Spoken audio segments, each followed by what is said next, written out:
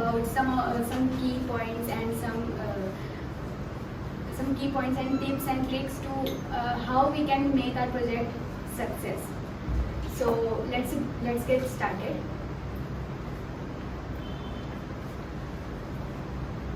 So the very first slide is on basic key points. So the first point is clear objectives. So how can we make our project like a success by the very first point is like clear objectives कि सबसे पहले हमारा जो project है उसके लिए हमारे objectives clear होने चाहिए. फॉर एग्जांपल आप मान लो आपको दिल्ली जाना है, तो दिल्ली ऐसे ही चले जाओगे क्या?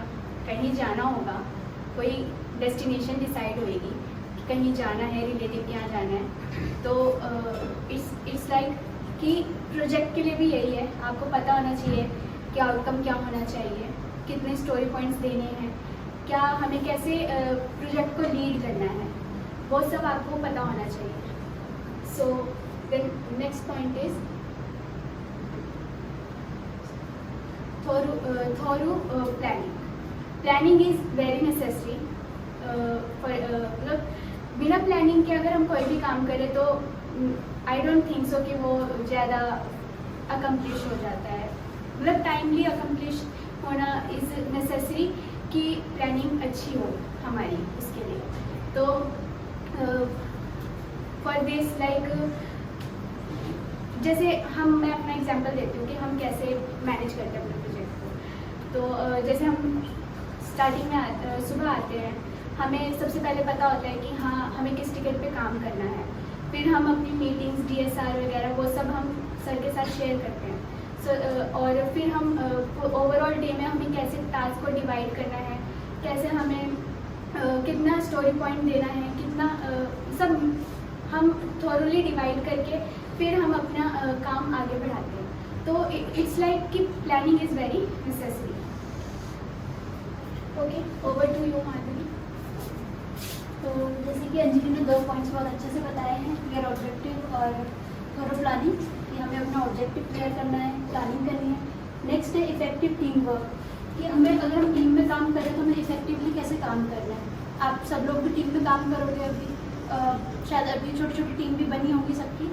तो हम टीम में क्या करते हैं कि सबसे पहले तो हमारा जो ऑब्जेक्टिव है वो हम सबको, जितने भी लोग टीम में हैं, उसको क्लियर हो कि ऑब्जेक्टिव क्या है, वो आइडिया क्लियर हो. ऐसा ना हो कि एक टीम मेंबर को पता ही नहीं है कि क्या हो रहा है, एक को कम आइडिया है, एक को क्लियर आइडिया है. तो वो चीज़ें हमें क्लियर करनी है, क्लियर होना चाहिए हमारा जो गोल है. सेकंड थिंग जो मुझे लगती है कि हमारा जो इफेक्टिव टीम वर्क है वो होना चाहिए क्लियर एंड ऑनेस्ट कम्युनिकेशन, कि अगर हम कुछ भी चीज़, हमें कोई भी इंफॉर्मेशन है तो उसे क्लियरली और ऑनेस्टली जो भी चेंजेस हो रहे हैं, जो भी हम काम कर रहे हैं, उसको अच्छे से हम शेयर करें अपने टीममेट्स के साथ. सेकेंड है कंटिन्यूस अडेप्टेशन, जिसमें कि हमें अपने जो भी प्रोग्रेस कर रहे हैं, हम जैसे कि हम कोई टास्क कर रहे हैं, एक दिन करने में हमें लगा, आधा दिन लगा हमें किसी टास्क को करने में, बट हम देखें कि हम उसी को कैसे और इफेक्टिवली कर सकें, हमें कैसे अडेप्ट करना है सिचुएशन को, कैसे हमें किसी टास्क को और फास्ट करना है और इफेक्टिवली करना है. तो वो है कंटिन्यूस अडेप्टेशन. कोई नई टेक्नोलॉजी है उसको कैसे अडेप्ट करना है ईजीली. इसी लर्निंग एक वे में हम कह सकते हैं कि हमें अपना कंटिन्यूस लर्निंग करनी है, कैसे हम इफेक्टिवली काम करें. तो ये है हमारा बेसिक की पॉइंट्स.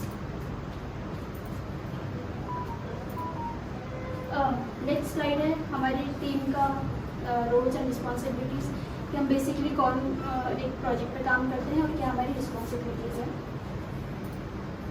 उसके बाद है फर्स्ट हमारा है निशान, जो हमारे प्रोजेक्ट मैनेजर हैं. और उसके बाद अंजलि, जो कि सॉफ्टवेयर डेवलपर है. जो निशांत है, ये अपना हमारी जो मीटिंग्स होती हैं इनको मैनेज करते हैं. हमारा कोई भी हमारे डाउट्स हैं उसको हम जाते हैं निशांत के पास लेके, और वो हमारे डाउट्स को रिजॉल्व करते हैं. कहीं पे भी हम स्टक होते हैं तो उस चीज़ में हमारी हेल्प करते हैं. सेकेंड है अंजलि जो हमारी सॉफ्टवेयर डेवलपर है, जो मेन हमारा सॉफ्टवेयर डेवलपर है यहाँ पे. तो हमारा जो प्रोजेक्ट है, प्रोजेक्ट का मेन इम्प्लीमेंटेशन, डेवलपमेंट, टेस्टिंग, ये अंजलि का होता है, जो हम टास्क जो हम करते हैं डेली बेसिस पे. थर्ड है मैं, माधुरी. तो मैं एसोसिएट सॉफ्टवेयर डेवलपर यहाँ पे काम कर रही हूँ एज एसोसिएट सॉफ्टवेयर डेवलपर। सो मेरा इसमें टास्क ये होता है कि हम जैसे हमें DSR भेजना है, हमें मीटिंग्स होती हैं डेली की, तो वो मीटिंग्स को अपडेट कराना अपने टीममेट्स के साथ में, निशांत के साथ में, कि उनको मीटिंग्स लेनी है, उसकी इन्फॉर्मेशन देनी है, और जो हमें स्टेटस देना है, DSR देना है, और कोई भी और प्लानिंग है तो वो चीज़ें हम मैनेज करते हैं। किसी दिन अंजलि अगर एब्सेंट है तो उस दिन मैनेज करना, तो ये सारी चीज़ें हम हैंडल करते हैं आपस में। Next is project wizardry, over to you. Okay guys, so इधर माधुरी ने एक स्लाइड जो अभी डिस्कस की हमारे टीम्स रोल्स और रिस्पॉन्सिबिलिटीज की, तो यहाँ पे एक चीज़ निखर के आती है, वो है टीम वर्क। क्योंकि निशांत सर और मेरे और माधुरी के, हम तीनों के बिना अगर कोई एब्सेंट होता है तो लाइक वो चीज़ थोड़ी डिफिकल्ट हो जाती है हैंडल करना। तो टीम वर्क बहुत ज़्यादा इम्पोर्टेंट है, अच्छी कम्युनिकेशन होना इम्पोर्टेंट है, और जितना हो सके एक दूसरे को चीज़ें बताओ, समझाओ, और टीम वर्क। तो नेक्स्ट स्लाइड इज प्रोजेक्ट विजार्डरी। इसमें हम आपके साथ बताएंगे कि हम कैसे अपने प्रोजेक्ट में कौन सी टिप्स, कौन से लाइक ट्रिक्स यूज़ करते हैं कि डेली एक्टिविटीज़ में।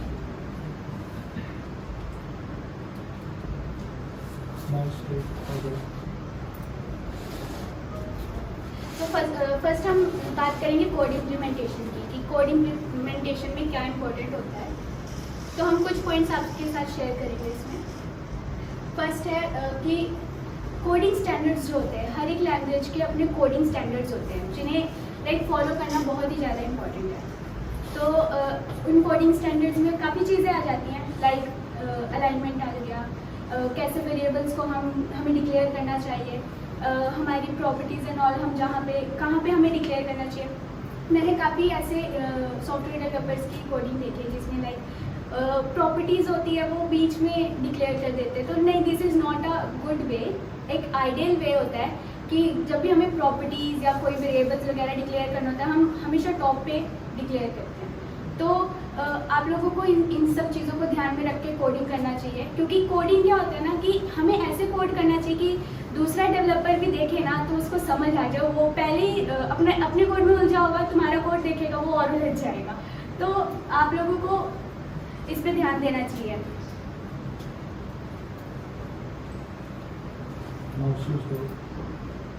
Then meaningful variable names.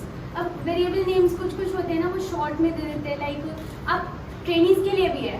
Training मैंने देखा most of the time starting में जब हम लाइक कोडिंग स्टार्ट भी करना शुरू करते हैं, लाइक मैं भी थी अब ऐसे ही, तो मैं ना वेरिएबल्स के नाम var, s, a, test, something like that. तो ये चीज़ें ठीक है, हमारे लिए ठीक है, पर ऐसे मीनिंगफुल नहीं होती है, क्योंकि अगर आपका कोई कोड रिव्यू भी करेगा ना तो उसको वो चीज़ नहीं समझ आएगी। तो मेरे पॉइंट ऑफ व्यू से कि आप स्टार्टिंग से ही अपने ट्रेनिंग पीरियड में ही इन चीज़ों का ध्यान रखें, इनकी आदत बना के रखें कि naming convention, variable name, function का नेम, इनकी केसिंग, ये सब कैसे होनी चाहिए। अभी से आप आदत बनाएंगे तो वो बहुत ज़्यादा बेनिफिशियल होगा और आगे जाके आपको बहुत ही ज़्यादा काम भी आएगा। Then modularize the code. Anybody know what does it means? Here. Codes को पार्ट्स में डिवाइड करना। Yes. अब हम कोड को पार्ट्स में क्यों डिवाइड कर रहे हैं, बताइए। कुछ कमेंट्स भी दे देते हैं हम बीच में कि हमें तो इजीली कोड समझ आ जाए। हाँ, ये बहुत ही ज़्यादा अच्छा पॉइंट था। हमें कमेंट देने चाहिए, पर कमेंट ये नहीं कि हर जगह comment should be meaningful. Okay, so वापस आ जाते हैं, हम कोड को क्यों मॉड्यूलराइज करते हैं। अच्छा, आप कभी गूगल पे सर्च करते हैं तो कोई मान लो डॉक्यूमेंटेशन वगैरह पढ़ा, तो हम ऊपर से मान लो डॉक्यूमेंटेशन बहुत ही ज़्यादा बड़ी है, तो ऊपर का कभी याद रहता है क्या पढ़ा है, वैसे तो कोई पढ़ता नहीं है इतना। तो वो चीज़ क्या है ना कि अगर हमारा कोड, हमारा फंक्शन, एक फंक्शन मान लो, एक फंक्शन ही बहुत ही बड़ा है, तो कौन पढ़ेगा उतना। मतलब मेरे हिसाब से my point of view is कि हमें हमारा जो कोड है ज़्यादा लेंथी नहीं रखना चाहिए। मैक्सिमम 15 लाइंस का कोड होना चाहिए और हमें टाइमली उसको रिफैक्टर करना चाहिए। किसी को पता है what does refactoring means? Better banana. Yes, मतलब उसको जितना हो सके उसको और शॉर्ट करो, उसको बेटर बनाओ और न्यू टेक्नोलॉजीज, न्यू वेज जो होते हैं कोड को शॉर्ट करने के, लैम्डा एक्सप्रेशन एंड ऑल, वो सब हमें यूज़ करना चाहिए। और जितना हो सके like method to method call, बेशक मान लो कोड बहुत बड़ा है तो 2 पार्ट्स में से उसको डिवाइड कर दो, उसको कॉल करो, तो कोड को छोटा बना के रखो। Then error handling. Error handling is very much important while you code. So किसी को पता है कुछ एरर हैंडलिंग के कुछ क्या होता है, क्या यूज़ करते हैं हम एरर हैंडलिंग में? कोई हमारी जैसे वेबसाइट्स है, अगर हम पेज रीडायरेक्ट करवा रहे हैं किसी पेज पे, तो कभी कभी ऐसा होता है कि 404 एरर देता है, वो पेज मतलब शो नहीं करता है, तो कभी कभी ये एरर शो हो जाती है, तो यूज़र को ये पसंद नहीं आता क्लाइंट्स को, तो उसके अकॉर्डिंग हमें एरर हैंडलिंग ज़रूरी यूज़ करना चाहिए जिसमें एरर ना हो हमारे को। ठीक है। सो ठीक कहा आपने। आपका नाम? सौरभ। सौरभ ने एक क्लैप कर दो भाई, वो आंसर कर रहा है। तो सौरभ आप अटेंशन पे कर रहे हो तो बहुत अच्छा लगा मुझे। तो एरर हैंडलिंग इज लाइक, हाँ जो इन्होंने ठीक बताया, जब हम भी जैसे कोड करते हैं तो कोड करते करते भाई एरर आ गया, कुछ भी हो गया, तो उसके लिए वो कोड वहीं पे बर्स्ट हो जाता है, वो फट जाता है वहाँ पे। तो ऐसा नहीं कि अब हम यूआई में काम कर रहे हैं, यूआई से काम करते करते भाई कोड यहाँ पे आ गया और वहाँ पे उसने रिस्पॉन्ड किया, तो ऐसा कभी भी नहीं होना चाहिए। उसके लिए हमें लाइक वेरियस टेक्निक्स है, ट्राई कैच ब्लॉक है और हमारे HTTP कोड्स है बहुत सारे, और जिसके थ्रू हम मीनिंगफुल रिस्पॉन्स दे सकते हैं अपने यूआई में। वो बहुत ही ज़्यादा सही आइडियल वे है कि हमारे कोड बर्स्ट होके हमें कोड में ना वहाँ पे एक्सेप्शन दे और हमें यूआई में ही दिखाए। तो error handling is a must. Okay, over to you Manvi next slide.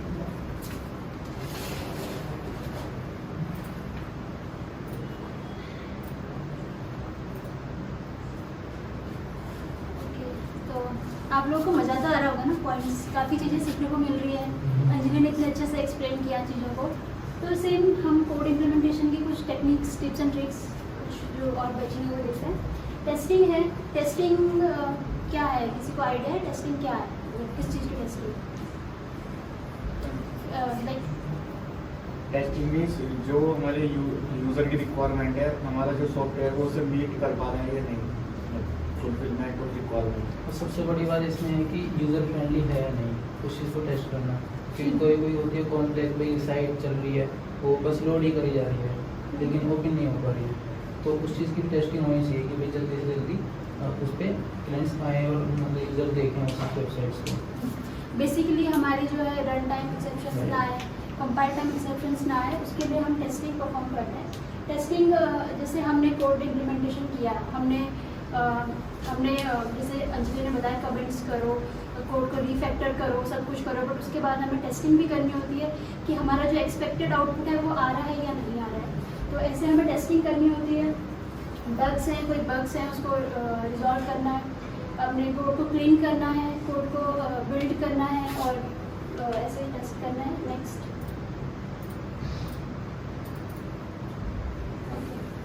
So 6th point is unused references और डेड कोड। तो हमारे नॉर्मली जैसे कि मैं भी प्रोजेक्ट में काम कर रही हूँ, तो हम काफ़ी सारे टाइम ऐसा होता है कि कोड कर रहे हैं, उसमें अनयूज्ड रेफरेंसेस होते हैं, कुछ ऑटोमेटिकली आ जाते हैं, कुछ हम ऐड कर देते हैं, बट हमें यूज़ नहीं होता कोड, तो हम कोड हटा देते हैं बट रेफरेंसेस रह जाते हैं। तो हमें वो चीज़ें नहीं करनी है। प्लस हमें डेड कोड नहीं रखना है। डेड कोड का अंजलि एक बार याद। हाँ, सो जैसे माधुरी ने बताया, अनयूज्ड रेफरेंसेस रिमूव करना बहुत नेसेसरी है क्योंकि हम चाहते हैं हमारा कोड क्लीन रहे, और क्लीन कोड अच्छा होता है देखने में भी, पढ़ने में भी। तो उसके बाद डेड कोड, किसी को पता है डेड कोड क्या होता है? डेड कोड अरे रुको, कोई और किसी और को जान दो। Commented code. हाँ, कमेंटेड कोड, ठीक है, सॉरी टू इंटरप्ट यू। ठीक है, तो dead code is commented code. अब मैंने देखा है मेरी ट्रेनिंग पीरियड में मैं बहुत किया है, मैं डेड कोड ही रखती थी और फिर बाद में मैं ही कंफ्यूज हो जाती थी। तो जितना पॉसिबल हो सके डेड कोड हमें हटाना चाहिए। हम कोड भी पुश कर रहे होते हैं, तो जब हम गिट चेंजेस में जाते हैं ना, अच्छा आप लोग अभी फेमिलियर नहीं होंगे, अभी हम इसके बारे में भी आगे बताएंगे। तो जब हम गिट चेंजेस में जाते हैं तो हमें मेक श्योर करना चाहिए कि हम जो भी फाइल कमिट कर रहे हैं, स्टेज कर रहे हैं, उनमें कोई डेड कोड तो नहीं है। डेड कोड बहुत ही ज़्यादा लाइक एक काइंड ऑफ एरर है डेवलपर्स के लिए कि हमें ये इसका ध्यान देना चाहिए। डेड कोड रिमूव करो और आगे बढ़ो। नेक्स्ट है कमेंट थ्योरी, जैसे हमने डिस्कस किया अभी कि हमें जितना जो भी हमने कोड किया है हम कमेंट करेंगे तो वो हमारे लिए भी बेनिफिशियल रहेगा, क्योंकि हम सिर्फ एक ही फाइल पे काम नहीं करने वाले, हम पूरे प्रोजेक्ट पे काम करने वाले हैं। तो हो सकता है हम खुद ही भूल जाएंगे ये फंक्शन क्या काम कर रहा है, तो कमेंट क्या करेगा वो हम उस कमेंट को देख के पता चल जाएगा कि फंक्शन क्या कर रहा है। प्लस कोई नया डेवलपर है, फॉर एग्जांपल अभी मैं अंजलि के साथ में काम कर रही हूँ, कल के दिन कोई थर्ड पर्सन या कोई डिफरेंट डेवलपर आता है तो उसको समझ में आए कि एक्चुअली प्रोजेक्ट में क्या हो रहा है, तो कमेंट के थ्रू तो हमें कमेंट देना इसलिए इम्पोर्टेंट होता है। रीजन्स भी एक इम्पॉर्टेंट पार्ट है हमारे कोड का। रीजन में हम क्या करते हैं, हम पर्टिकुलर रीजन देते हैं, जैसे हमें प्रॉपर्टीज़ देनी है, कंस्ट्रक्टर बनाना है, हमारा मेथड है, तो रीजन्स क्या करते हैं, एक हमें रीडेबिलिटी भी बढ़ाते हैं कोड की। आप उसे कोलैप्स कर सकते हो, कोलैप्स करके आप उसमें नाम दे सकते हो कि किस क्या रीजन है, उससे हमारी रीडेबिलिटी भी बढ़ती है, कोड क्लीन रहता है तो देखने में अच्छा लगता है और समझ में भी आता है। बिफोर मूविंग मैं आप लोगों से टेस्टिंग के बारे में कुछ बात करना चाहती हूँ। तो यहाँ पे लाइक सबको पहले तो मुझे ये लगता था कि डेवलपर्स का काम होता है सिर्फ डेवलपमेंट करना, बट अब जाके मुझे ये पता लगा कि टेस्टिंग भी एक इम्पॉर्टेंट रोल प्ले करता है। तो टेस्टिंग बहुत ही ज़्यादा इम्पॉर्टेंट है, हमें टेस्टिंग आनी चाहिए। यूनिट टेस्टिंग मैं उसी पे आने वाली हूँ। तो टेस्टिंग वैसे तो टेस्टर्स का ही काम होता है, बट एक बड़े यूनिट टेस्टिंग, तो यूनिट टेस्टिंग डेवलपर्स का काम होता है कि हमने कोई जो भी इम्प्लीमेंट किया है, हमने जो भी मॉडिफिकेशंस किए हैं, टिकट पे कोई भी टिकट आई है उस पर हमने कुछ भी चेंजेस किए हैं, तो वो हम यूनिट टेस्ट करके देखें। यूनिट टेस्टिंग अपने लोकल में ही टेस्ट करके देखें कि क्या वो अच्छे से चल भी रहा है, क्या उसकी जो फंक्शनैलिटी है, जो डिज़ायर्ड जो रिजल्ट आना चाहिए था, क्या वो आ रहा है। क्योंकि अगर हम मान लो हमने कोड इम्प्लीमेंटेशन किया और हमने सीधा पुश कर दिया, फिर क्या होएगा, कोड डेवलपमेंट चला गया और क्या आएगा, बग आएंगे, टेस्टर बग रेज करेंगे। तो ये स्टेप क्यों ही मिस करना जब हमें पता है कि हाँ बग आएंगे, बग ना आए इसलिए हम टेस्टिंग करेंगे, ठीक है। और ये टेस्टिंग भी नॉट सिर्फ लोकल पे ही करना है, एक अच्छा आइडियल वे होता है कि आप लोकल पे टेस्टिंग करो और फिर उसके बाद डेवलप पे भी टेस्टिंग करो एक बारी। ये देखो कि हमने जो चेंजेस मर्ज किए हैं डेवलप पे अपने डेवलप ब्रांच में, वो बाकियों के साथ, बाकियों के कोड के साथ वो चल भी रहा है अच्छे से, तो ये भी एक चीज़ है।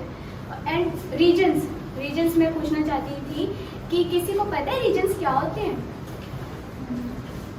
हाँ अभिषेक, आप अच्छा मुझे पता है, मतलब जैसे हमने कोई कंस्ट्रक्टर डिक्लेयर किया तो हम रीजन दे सकते हैं कि कंस्ट्रक्टर का रीजन है, उसका एंड रीजन भी कर सकते हैं कि यहाँ पे उसका रीजन खत्म हो एरिया टाइप। हाँ, तो रीजन मुझे ना निशान सर ने बताया और मुझे बहुत ही ज़्यादा ये यूनिक वे लगा कि कोड को हम कैसे एकदम क्लीन कर सकते हैं। तो आप रीजन ट्रेनिंग्स, आप रीजन यूज़ करिए और नई नई चीज़ें जो आपको सीखने को मिल रही है उसको अपने कोड इम्प्लीमेंटेशन में ट्राई कीजिए। और सबसे ज़्यादा इम्पोर्टेंट कोड अलाइनमेंट बहुत ज़्यादा इम्पोर्टेंट है। मैंने देखा है कि बहुत से लोग उसको फॉलो नहीं करते हैं, तो code alignment is must. Okay, reasons पे मैं एक एग्जांपल आपको बताना चाह रहा था कि फॉर एग्जांपल आप किसी भी सिटी में घूमने के लिए निकले हो और आपको दूसरी सिटीज़ को क्रॉस करना है, तो आपको हमेशा पता चलता है ना कि कौन सी सिटी कब शुरू हो गई और कौन सी सिटी कब खत्म हो रही है। अब इमेजिन करो पूरे इंडिया में आप घूम रहे हो, कहीं पे लिखा नहीं हुआ है कौन सी सिटी कहाँ शुरू हो रही है, कौन सी सिटी कहाँ खत्म हो रही है, आपके पास कोई गूगल मैप भी नहीं है, ना कोई आपको बताने के लिए रेडी है, फेलो डेवलपर या कोई दूसरा उस सिटी का पर्सन आपको बताने के लिए रेडी है। आपको कभी भी पता नहीं चल पाएगा कि कौन सी शहर कब खत्म हो गया, कब शुरू हो गया, कोई वो भी नहीं लगे हुए, होर्डिंग्स लगे हुए, कुछ भी नहीं है। तो जो होर्डिंग्स जो वहाँ ज़रूरी है वो हमारे कोड में भी बहुत ज़्यादा ज़रूरी है होर्डिंग्स, ताकि आप बहुत बड़े एरिया को, आप ये नहीं बोलोगे कि मैं चंडीगढ़ के सेक्टर 14 को क्रॉस कर रहा हूँ, मैं चंडीगढ़ को क्रॉस कर रहा हूँ। एक पूरी की पूरी क्लास को, एक पूरी के पूरे मॉड्यूल को आप एक रीजन बना के ऐसे बंद करके रख दोगे, उसका नाम लिखा होगा चंडीगढ़, चंडीगढ़ को मैंने पढ़ दिया, समझ रहे हो आप? बहुत ही ज़्यादा इंपॉर्टेंट है रीजनिंग। बिना रीजन का कोड जो टेक्निकल आर्किटेक्ट्स हैं वो अप्रूव ही नहीं करते। ऐसे ही डेड कोड अगर आपके एक भी लाइन आपके डेड कोड है तो कोड स्मेल नाम का एक सोनार क्यूब नाम का एक टूल है, तो सोनार क्यूब आपके कोड को स्मेल कर लेता है। जैसे आप एक केक बनाते हैं, केक को जैसे आप स्मेल करके बता देते हैं कि खराब हो गया है, वो टूल आपके कोड को स्मेल करके बता देगा कि डेड कोड से। तो आपको डेड कोड नहीं रखना है, बहुत इंपॉर्टेंट डेड कोड। और ये रीजन्स का जो है वो भी बहुत इंपॉर्टेंट है। कमेंट आप दो चाहे ना दो, वो आपके ऊपर है, टाइम नहीं है तो कमेंट देने का तो मत दो। आपने कोड ही ऐसा लिखा है कमेंट ऐड करने की जरूरत नहीं पड़ती, वो भी आप कर सकते हो, बट डेड कोड और रीजन बहुत इंपॉर्टेंट है। Continue.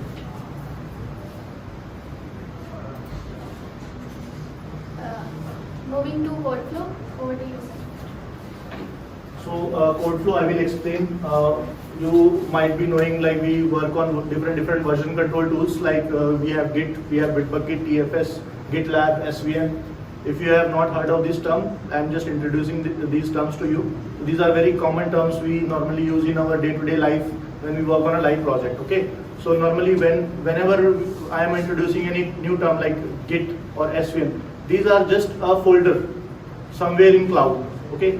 So why these folders are important? Because we keep our code in these folders. So we keep our code in these folders on cloud so that if our machine collapse, if a tsunami comes in India, laptop वगैरह सब खराब हो जाएगा ना, तो सब उड़ जाएगा, हो सकता है पूरा का पूरा ऑफिस ही वॉश आउट हो जाए। तो इस सिनेरियो में हमारा कोड बिल्कुल सेफ होना चाहिए, क्योंकि code is the most precious thing for a developer. उसको अपना कोड बिल्कुल सिक्योर करना है, सेफ करना है, तो सिक्योर और सेफ क्लाउड पे डाल के कर सकते हैं। तो हम अपने कोड को सबसे पहले क्लाउड पे डालते हैं। क्लाउड में मतलब किसी भी क्लाउड प्लेटफॉर्म पे, गिट भी हो सकता है, बिटबकेट हो सकता है, एसवीएन हो सकता है, डिफरेंट क्लाउड प्लेटफॉर्म्स हैं, इनमें से किसी पे भी हम डाल देंगे। तो कोड को डालने का भी एक तरीका होता है। हम कोड को ऐसे ही नहीं मतलब अपलोड कर दिया, जैसे ड्राइव पे फाइल अपलोड करते हैं, ऐसे हम कोड को अपलोड नहीं करते। तो कोड को सबसे पहले अपलोड करने के लिए हम क्या करते हैं, रिपोजिटरी बनाते हैं। रिपोजिटरी बेसिकली फोल्डर की लोकेशन होती है, एक वर्चुअली एक मशीन होती है, उसमें एक फोल्डर होता है, उसकी लोकेशन को हम रिपोजिटरी बोलते हैं। तो सबसे पहले हम जो इनिशियल डेवलपर जो सबसे पहले कोड पे काम कर रहा है, वो उसको अपलोड करेगा, वो इनिशियल कमिट में आता है, that is a initial commit. सबसे पहला जो कमिट हुआ, पूरा का पूरा फोल्डर का स्ट्रक्चर हमने अपलोड कर दिया। उसके बाद हम उसको क्या करते हैं, क्लोन करते हैं, और क्या बनाते हैं सबसे पहले, ब्रांच। तो जब एज अ डेवलपर हम काम करते हैं, सौरभ ने कोई काम शुरू करना है, तो सौरभ काम करने से पहले सबसे पहले क्या करेगा, क्लोन लेगा, किसका, रिपोजिटरी का। ठीक है, ये जनरल टर्म्स है, मैं टेक्निकल टर्म्स यूज कर रहा हूँ, आप इनको याद रखो। रिपोजिटरी को क्या करेगा, क्लोन करेगा सौरभ। क्लोन करने के बाद सबसे पहले क्या करेगा, अपनी फीचर ब्रांच बनाएगा। फीचर ब्रांच, अब एक ट्री इमेजिन करो, एक ट्री का एक सीड ऊपर निकला है, और वो क्लाउड पे भी है सीड, और आपके पास भी है। तो आपने जब उसको क्लोन किया तो उस ट्री की मिरर इमेज बना ली अपने पास। तो मिरर इमेज बनाने के बाद उसमें अपनी एक फीचर ब्रांच बनाई। ब्रांच क्या हो सकती है, जैसे मुझे टिकट मिली है लॉगिन पेज की, तो मैंने अपनी ब्रांच का नाम रख दिया लॉगिन पेज। लॉगिन पेज से रिलेटेड सारा का सारा काम लॉगिन पेज ब्रांच में है। तो मैंने अपनी ब्रांच बनाई, ब्रांच में मैंने अपना सारा काम करना शुरू किया। ट्री को कोई इम्पैक्ट नहीं पड़ रहा है अभी, ठीक है। अपना काम खत्म करके मैंने क्या किया, एक पुल रिक्वेस्ट रेज करी। पुल रिक्वेस्ट क्या होगा, एक सीनियर डेवलपर को बोला आपने कि मेरे कोड को, मेरी ब्रांच रेडी है, काम खत्म हो गया, पुल कर लो अपने पास। तो आप एक पुल रिक्वेस्ट रेज करोगे। जैसे माधुरी ने एक पुल रिक्वेस्ट अपनी ब्रांच की बनाई, और ब्रांच की पुल रिक्वेस्ट मुझे बताया कि अब मेरे कोड को पुल कर लो। तो कौन सी ब्रांच में हम पुल करेंगे, वो मैटर करता है। 99% प्रोजेक्ट्स में जो डेवलपर्स ब्रांच में मर्ज करते हैं, वो एक डेव ब्रांच में मर्ज करते हैं, डेवलपर ब्रांच। एक डेवलपर ब्रांच एक कॉमन ब्रांच होती है जिसमें अपने कोड को पुश किया जाता है। तो आप अपने डेवलपर ब्रांच में अपने कोड को पुश करना चाहते हो। ऐसे बहुत सारे डेवलपर्स काम कर रहे होंगे, हजारों डेवलपर्स हैं, काम कर रहे हैं, सब अपनी ब्रांच बना रहे हैं, अपना काम कर रहे हैं। सो अपनी ब्रांच को डेवलप ब्रांच में पुश कर देंगे। डेवलप ब्रांच बेसिकली वो ब्रांच होती है जो एक डेवलपर यूनिट टेस्ट करने के लिए यूज करेगा। तो एक तो आपने अपने सिस्टम पे टेस्ट कर लिया, आप चाहते हो क्लाउड पे भी टेस्ट करो, क्योंकि एट द एंड क्लाउड पे ही आपका सॉफ्टवेयर हो सकता है। कोई एक फाइल आपने क्लाउड पे ना पुश करी हो, ऐसा भी हो सकता है ना।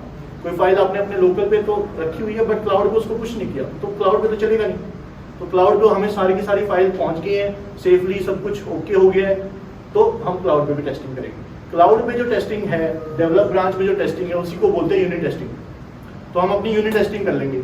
अगर हमने एक बार यूनिट टेस्टिंग कर ली, उसके बाद हमारा काम हो जाता है खत्म। फिर इन दोनों ब्रांचेस के बीच में एक ब्रांच आती है जो भी यहाँ पे मेंशन नहीं है, उसको बोलते हैं क्यूए ब्रांच। ठीक है, क्यूए ब्रांच या क्वालिटी एश्योरेंस ब्रांच। उस ब्रांच में जो टेस्टिंग करेंगे वो क्यूएज बेसिकली टेस्टर्स, मैनुअल टेस्टर हो सकते हैं, ऑटोमेशन टेस्टर हो सकते हैं, वो सारे अपनी ब्रांच में टेस्ट करेंगे, वो आपकी ब्रांच में टेस्ट नहीं करेंगे। ठीक है, क्योंकि डेवलप ब्रांच में हर टाइम पुश हो रहा है ना। हम सब मान के चलो एक प्रोजेक्ट पे काम कर रहे हैं, जीएनटी टूल्स हमारा, तो सब कुछ मार रहे हैं हर रोज, जिसका काम खत्म हुआ पुल रिक्वेस्ट रेज हुई, मैंने हजारों पुल रिक्वेस्ट एक साथ अप्रूव कर दी, आते जा रहा है कोड, आते जा रहा है कोड।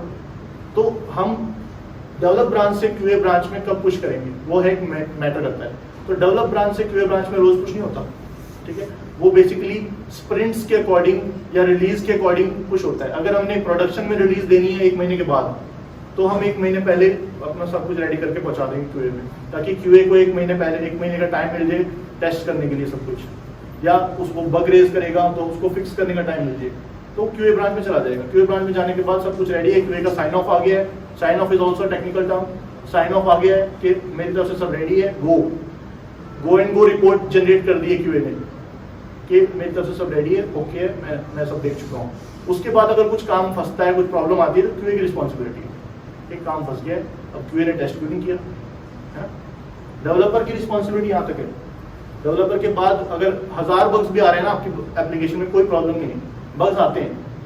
ठीक है, हो सकता है आप एक सिनेरियो में टेस्ट अपना काम कर रहे हो, 2-3 सिनेरियो मिस हो गए, हो जाते हैं, कोई बात नहीं। जितने बग्स आ रहे हैं उनको क्यूए से आगे नहीं जाने देना होता।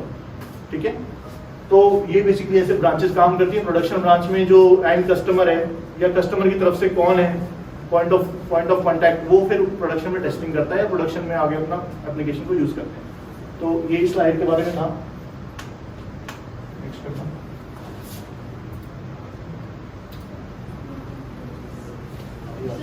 These are some terminologies.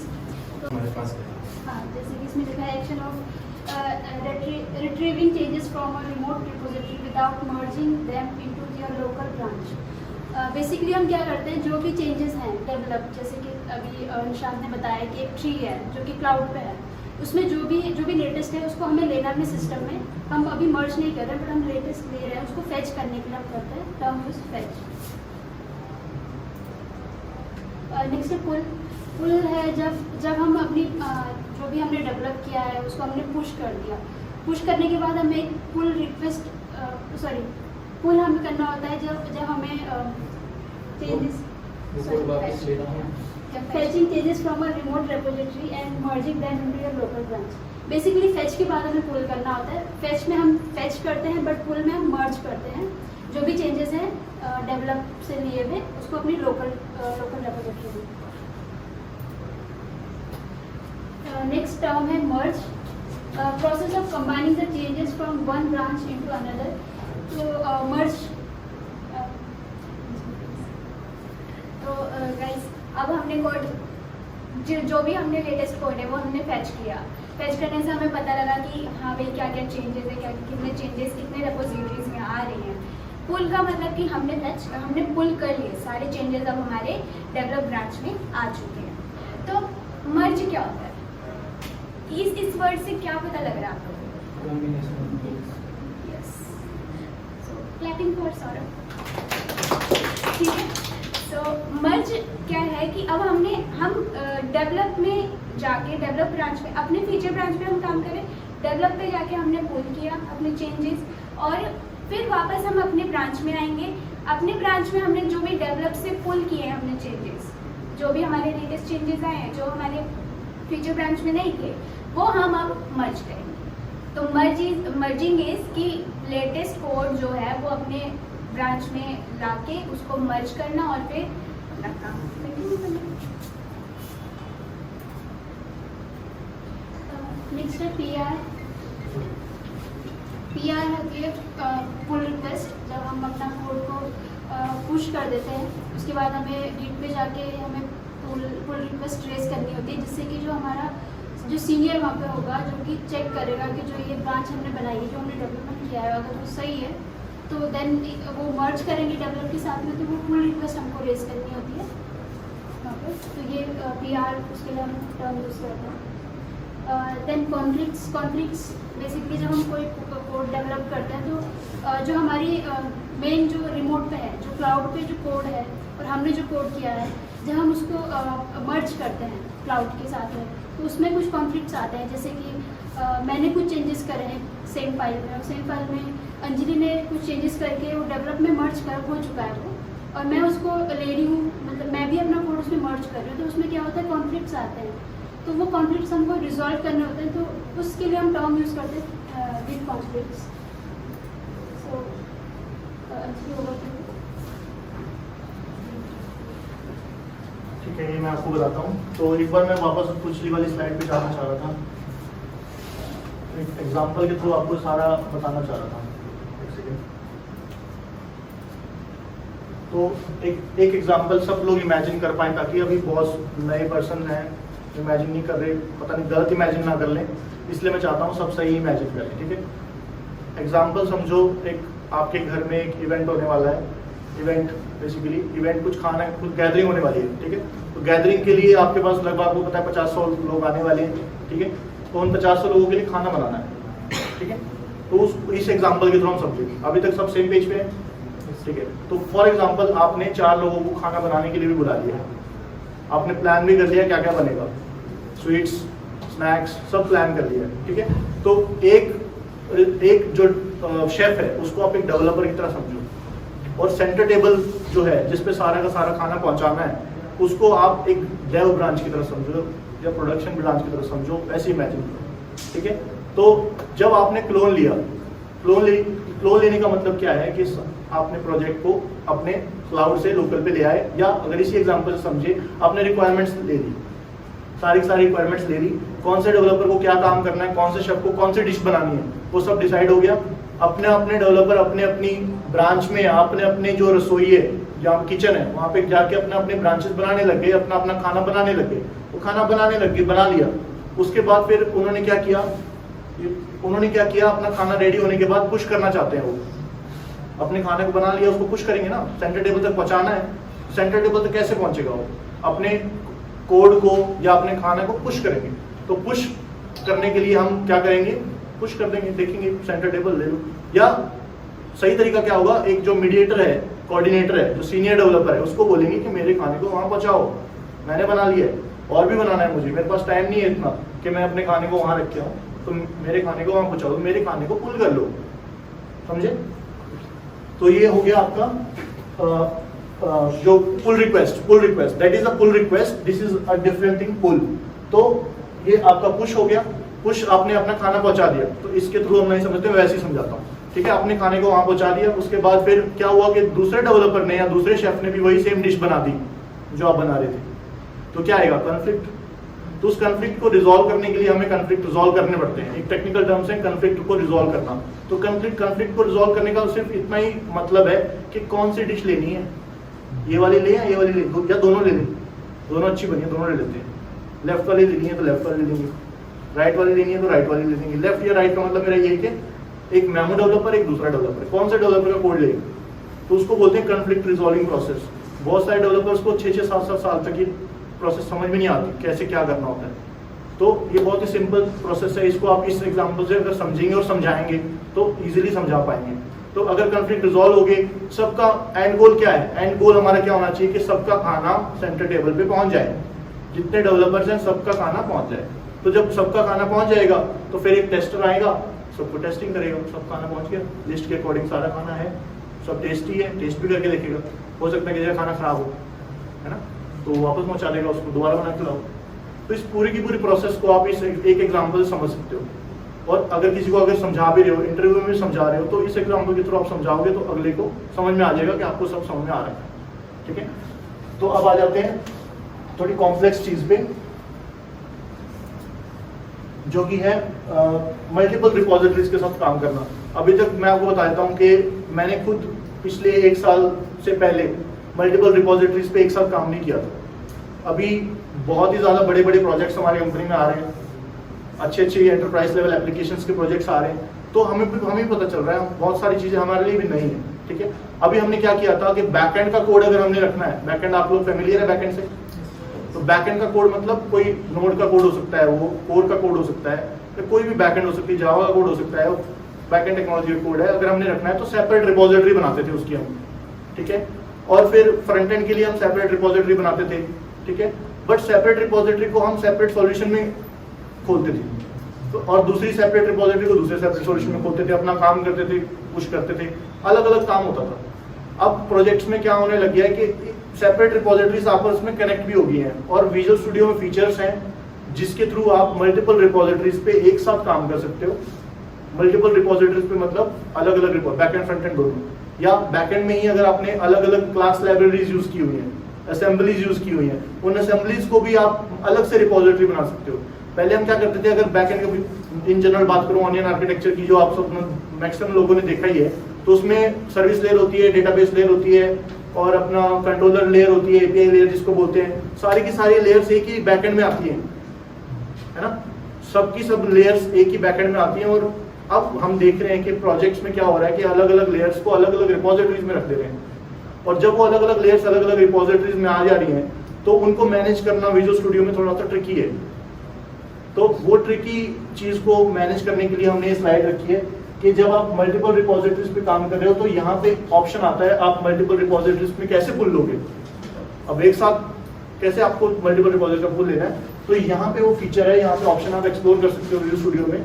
यहाँ पे आपको अलग, अगर आपके पास सॉल्यूशंस हैं, इसमें कोई फोटो है जिसमें मुझे सॉल्यूशंस भी,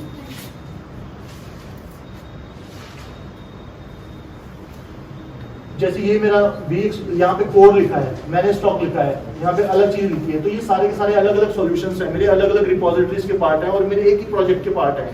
तो मैं कैसे अपनी ब्रांचेस को मैनेज करूंगा, यहाँ पे देख पा रहे हो कि अलग प्रोजेक्ट का अलग ब्रांच है। इस प्रोजेक्ट की प्रेजेंटेशन भी शेयर कर देंगे आपके साथ, ताकि आप लोग अच्छे से देख पाओ कि थोड़ी सी छोटी है बट मैनेज हो जाती है। ठीक है, अगर एक जगह एक रिपोजिटरी की सिंकिंग प्रोसेस समझ में आ गई, सिंकिंग प्रोसेस मतलब कोड पुश पुल सारा पूरा अगर समझ में आ गया, तो ये भी समझ में आ जाएगा। अगर किसी को ना समझ में आए तो बाद में आप पूछ भी सकते हो, अलग से भी समझा देंगे।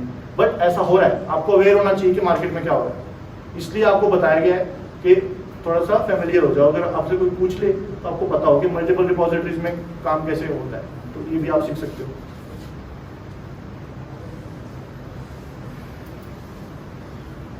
उसके बाद ओवरव्यू। सो प्रोजेक्ट डेवलपमेंट हो जाता है, पुश हो जाता है, मर्ज हो जाता है, बट ये सब करने के बाद हमको अपना डेली स्टेटस भी देना होता है। मीटिंग्स होती है, उसके लिए MOM भी बनाना होता है। MOM, any idea what is MOM? MOM जो मीटिंग में हुआ वो full form of MOM, anybody know? Meeting minutes of तो सो जैसे छोटी छोटी मीटिंग्स आप करते हो, बेसिकली जैसे कोई भी मीटिंग हो रही है तो उसमें हम MOM बनाते हैं। MOM क्या होता है कि बाई चांस कोई एक डेवलपर नहीं है मीटिंग में, तो उसको वो इन्फॉर्मेशन कैसे जाए उसके लिए हम MOM बनाते हैं। तो MOM के लिए कुछ स्टैंडर्ड्स होते हैं, बहुत सारे लोगों को पता नहीं होता है MOM कैसे बनाना है, DSR कैसे बनाना है। MOM हो गया मिनट्स ऑफ मीटिंग, और DSR हो गया डेली स्टेटस रिपोर्ट, जो कि आप फ्रेशर्स हो तो आपको आइडिया होगा कि अभी आपको भी देना होता होगा शायद, जो आपके सीनियर्स हैं उनको DSR देना होता है। कई लोग तो पूछने भी आते हैं कि कैसे देना है, तो आप उस चीज़ के लिए आपको आइडिया हो कि कैसे होता है, तो उसके लिए हम ये इन्फॉर्मेशन शेयर कर रहे हैं।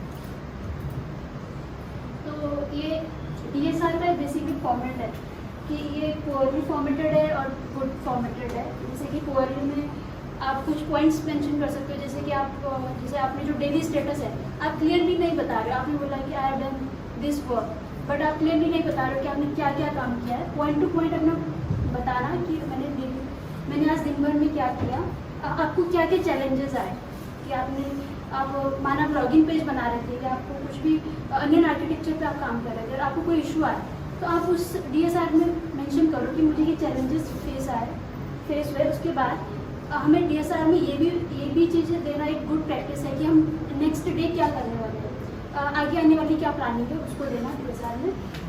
तो ये चीज़ें होती हैं। पोरली मीन्स कि चीज़ों को क्लियर ना करना, अच्छे से पॉइंट्स को ना बताना। और ये आप देख सकते हैं point two point plan for tomorrow, challenges और आज हमने क्या क्या एकम्प्लिश किया उसके बारे में। डीएसआर में मैं एक छोटा सा पॉइंट मिस कर हो रहा है, वो मैं ऐड कर रहा हूँ कि पैराग्राफ्स में नहीं होना चाहिए आपका डीएसआर। पैराग्राफ इतना, अभी इसी मीटिंग का आप ले लो, हम एक मीटिंग में है, अब इस मीटिंग का अगर आपको डीएसआर बनाना हो तो मैं जो भी है जो भी बोल रहा है इसमें रिकॉर्डिंग में सब कुछ है, उसको सारा को एक्सट्रैक्ट करके मैं आपको सेंड कर दूंगा, तो आप वो अच्छा लगेगा आपको, या पॉइंट टू पॉइंट हमने क्या डिस्कस किया बुलेट पॉइंट्स में भेजेंगे तो अच्छा लगेगा। पढ़ने में आसानी क्या होगी, आप रिकॉल भी कर पाओगे बुलेट पॉइंट्स के अकॉर्डिंग। तो ऐसे ही आपको अपना एमओएम और डीएसआर दोनों ही आपको बुलेट पॉइंट्स में बना के भेजने चाहिए, ताकि जो पढ़ रहा है उसका टाइम सेव कर सके, क्योंकि आपका भी टाइम इंपॉर्टेंट है, पैराग्राफ लिखने में टाइम भी लगेगा ना, तो आपका भी टाइम इंपॉर्टेंट है, जो पढ़ेगा उसका भी टाइम इंपॉर्टेंट है, उसका भी टाइम आपको बचाना है। तो टाइम बचाने के लिए आप बुलेट पॉइंट्स में लिखोगे तो ज़्यादा फायदा होगा। नेक्स्ट एग्जांपल है एमओएम। तो एमओएम में बेसिकली हमको बताना होता है कि एजेंडा क्या है, टाइम डेट बताना होता है, जो कि एक गुड फॉर्मेट है। और इसमें हमें मिनट्स बताने होते हैं कि मेन पॉइंट्स क्या क्या डिस्कस किए गए थे, और नेक्स्ट मीटिंग या अप्रूव्ड बाय, ये सारी इन्फॉर्मेशन हमको एक गुड एमओएम जो होता है उसमें देना चाहिए। तो ये एमओएम का एग्जाम्पल है। तो मैं यहाँ पे एक चीज़ बताना चाहूँगी कि इसके लिए नेक्स्ट टाइम से अगर कभी भी मीटिंग हो या कुछ भी हो तो प्लीज़ कॉपी पेन लेके आया कीजिए, क्योंकि इसमें इतनी सारी चीज़ें हमने बताई है, किसी ने भी ध्यान नहीं दिया होगा। तो उस चीज़ को अगर आप नोट करो, क्योंकि ये चीज़ आप ही के आगे काम आएगी, तो इस चीज़ को आप नोट करो, वो ज़्यादा बेटर है, ठीक है। एंड नेक्स्ट थिंग ये कि जब डीएसआर बनाते हैं या एमओएम बनाते हैं, एमओएम ज़रूरी नहीं किसी एक पर्टिकुलर पर्सन को ही बनाना है। अभी मीटिंग होती है, रिया किसी को भी बोलती है, तो you have to be prepare. आपको पता होना चाहिए कैसे एमओएम बनाया जाता है, कैसे डीएसआर बनाया जाता है। तो मोस्ट ऑफ द टाइम आप ये जैसे सर ने बताया बुलेट पॉइंट्स आर इम्पोर्टेंट। अगर बुलेट पॉइंट्स के मतलब जो चीज़ें होती हैं ना डीएसआर और एमओएम में, उसको आप शॉर्ट और क्रिस्प रखो, मतलब कि शॉर्ट रखो और वो इलेबोरेटिव भी हो कि चीज़ें निखर के आए, ताकि बंदे को भी पता लगे कि वो पढ़ रहा है कि बात एक्चुअल में हुई क्या, ठीक है। और सब पॉइंट्स भी बेशक बनाओ, एक बुलेट पॉइंट है उसका भी सब पॉइंट बनाओ, उसको बताओ, इलेबोरेट करो, वो ज़्यादा इम्पोर्टेंट है, वो ज़्यादा आइडिया है।